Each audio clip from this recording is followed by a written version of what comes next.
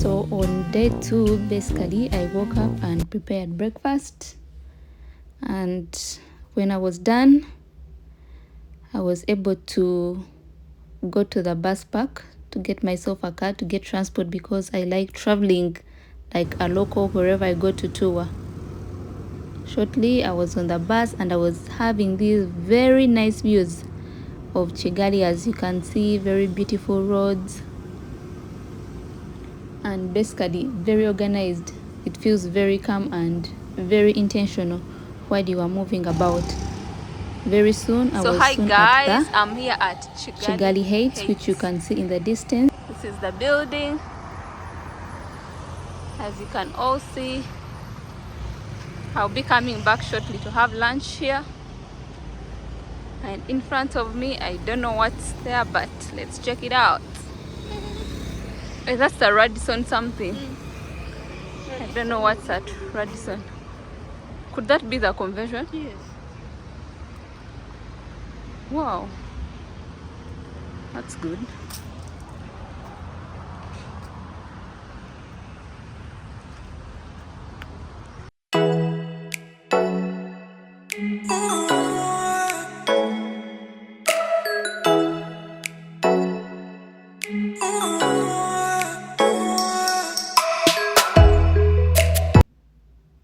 After spending my day taking in Kigali through slow excursions, I later spent a few hours at New Art Gallery checking out the art. As you all know, I love art.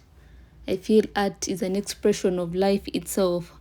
So I was able to check out the beautiful art pieces, interact with very talented artists, and I can say that if you get to visit Kigali, one of the places that you need to visit are the art galleries. They have very, very beautiful art. So it's one thing that I would recommend. So that would mark my day 2. And I would have to rest and look forward to day 3, where I would be visiting the Kigali Genocide Memorial. Bye-bye. On day 3, we are heading to the Kigali Genocide Memorial. Of course, we used public transport and were soon there. The Kigali Genocide Memorial commemorates the victims of the 1994 genocide against the Tutsi. This year marks 30 years since the genocide, a moment of remembrance, reflection, and learning.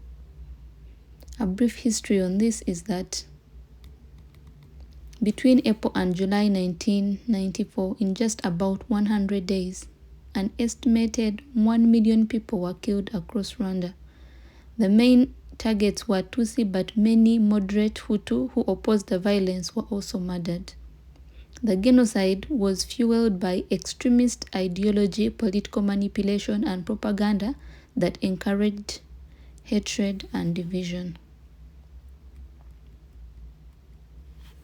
So this genocide memorial is the final resting place of over 250,000 victims.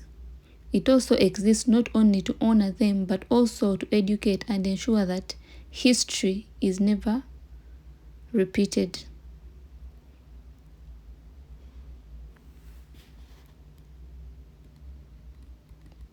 What really stands out here for me is that the story at the memorial is told not just through numbers, but through people's lives. Each garden represents different experiences, different families, different identities, and also tells different lessons. For example, this garden right in front of me has different diversity of roses, which symbolize the diversity of the victims, male, female, young, old, etc., reminding us that these were ordinary people whose lives were taken. Fast forward, we look at a powerful contrast between the Garden of Unity and the Garden of Division.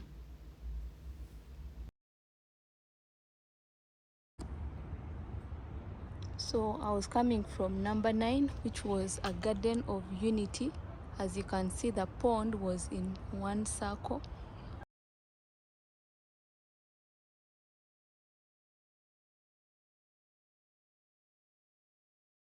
Then the water flows from up there all the way down into this pond, which is scattered. It's not circular anymore, and this garden here represents the garden of division.